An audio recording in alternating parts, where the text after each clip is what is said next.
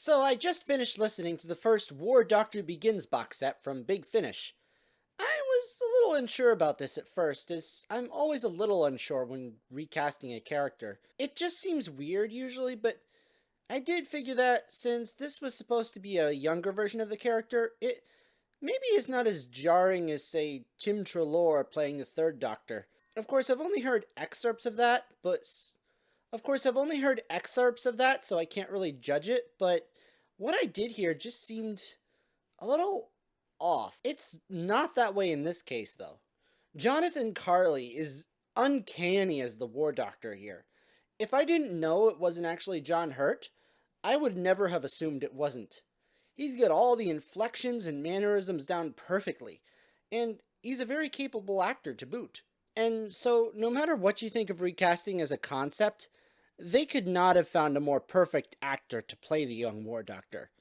As for the stories, well, Light the Flame is an excellent introduction story for this first box set. And that's good because there's a lot riding on it. It's the introduction not only of the new series, but the new cast and recasts. I've already talked about Jonathan Carley, but there is another recast here which was actually, surprisingly, a bit more jarring to me at first. I'm referring, of course, to Veronica Roberts as Ohila, replacing Claire Higgins, who played the part in the TV series. I'd say it was jarring at first. I got used to it after a while, and that's thanks to just how good Veronica played the part.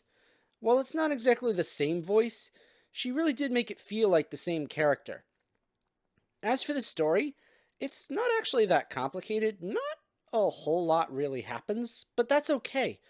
It's more of a character study into how this new Doctor, as the title of the series says, begins this journey of fighting in the Time War.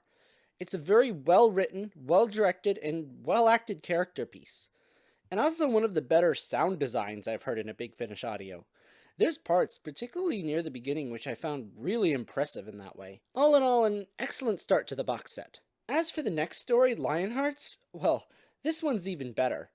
Writer Lou Morgan did an excellent job of bringing back the Therals, and quite frankly making them more interesting. I have to admit, I wasn't looking forward to this as much since Warrior's Gate is one of my, shall we say, least favorite Tom Baker stories.